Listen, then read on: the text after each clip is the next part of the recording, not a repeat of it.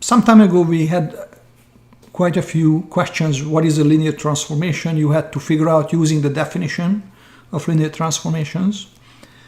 One of the examples was using the polynomials. For example, degree 3 or less polynomials. And we can have a linear transformation into the real numbers defined by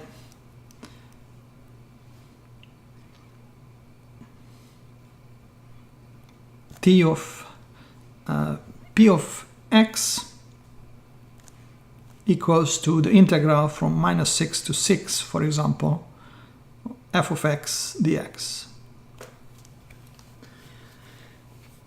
For example, in calculus 2, we mentioned that the integration is a linear transformation, addition, the sum of two functions can be integrated term by term, constant multiplier can be factored out.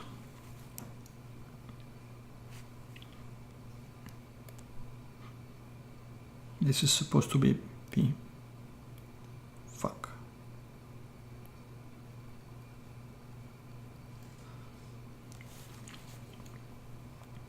T applied to a polynomial p of x equals to the integral from -6 to 6 p of x dx. So the result is of course a real number when you integrate. And all polynomials can be integrated. And we mentioned this some time ago that integration is a linear operation, since in calculus 2 we learned that you can integrate term by term and a constant multiplier can be factored out. So what we have here is that T is a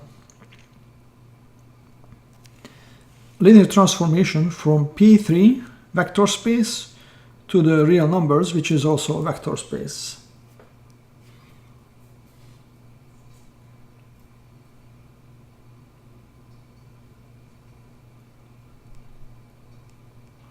P3, let me remind you that it has dimension 4.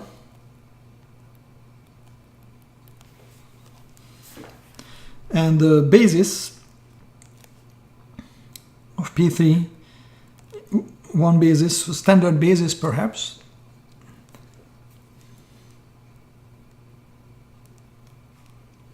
is 1x, x squared, and x cubed.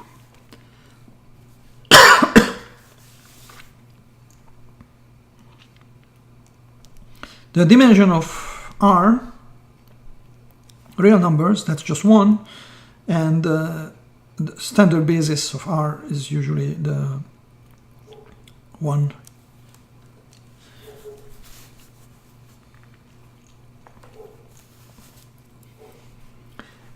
So then we would like to get the matrix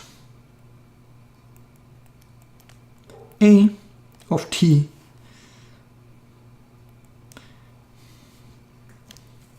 in these linear transformations, in this basis, in the standard basis. So to figure out the matrix of A, the matrix A of T, so to figure out the matrix A of T in the standard basis, what we have to do is simply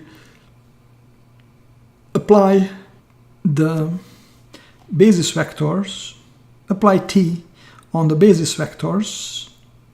We have 1, T of x, T of x squared, T of x cubed. And then we use the basis representation of this in the standard basis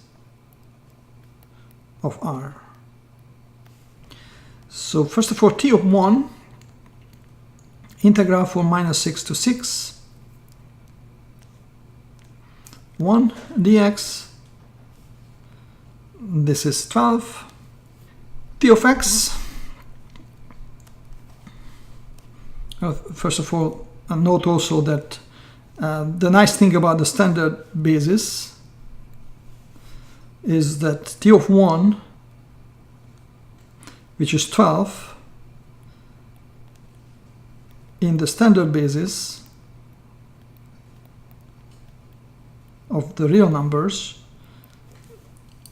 that's just the multiplier of 1 that we have to use to get 12, so this is just 12. So clearly this is very nice to use standard basis because we don't have to calculate anything actually. We get the result in the standard basis usually. So t of x is the integral from -6 to 6 x dx. So this is x squared over 2 evaluated at 6 and -6. For even numbers we get, or for odd functions we get, 0. Okay, let's go back. So this is x squared over 2 evaluated at 6 and -6. So this is 18 minus 18, 0, which should be of course 0 because we are integrating an odd function over an interval which is symmetric with respect to the origin. So this is actually then the basis representation also of that element. Then t of x squared, integral from -6 to 6 x squared dx. This is x cubed over 3 evaluated at 6 minus 6. So this is 72 minus 72, which is 144. And t of x cubed will be again 0 because it's again an odd function. So what we get is that a is collecting together these numbers 12, 0, 144, and 0. That's the representation of t, which is an integration. Now this is not all integrations for any functions, this is only degree 3 or less polynomials. All right. So why this is so fantastic? Because then if you have, for example, if you have a polynomial p of x equals 1 plus 8x minus 5x squared, which is a p3 polynomial. Well, let me also add the cubic part. It's 0x cubed. So this is a p3 polynomial. Then instead of integrating this term by term from -6 to 6 p of x dx, this is simply using the coordinate, the matrix, and the matrix of the transformation. This is 1, 8, 5, 0.